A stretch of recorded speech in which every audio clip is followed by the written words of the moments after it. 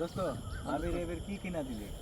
আরে দোস্ত আর কোশ না, মার্কেটে যা জিনিসের দাম, কিনা তো দিলাম, তারপর আরো কিনা কি নিবা চাই, পকেটে অবস্থা দেখছি পকেটে টাকা টুকা নাই, তারপর চিল্লাচিল্লি করতেছে, দেখি আর কিছু নিয়ে দেওয়া পারি কিনা।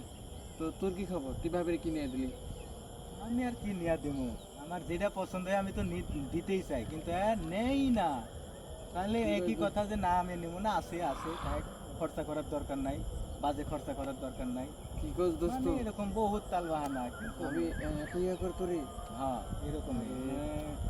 এমন একটা ইয়ার মধ্যে তুইও পাইছিস দোস্ত, এই কে বলবি? দোস্ত তো ভাবি ফোন দিছে। হ্যালো,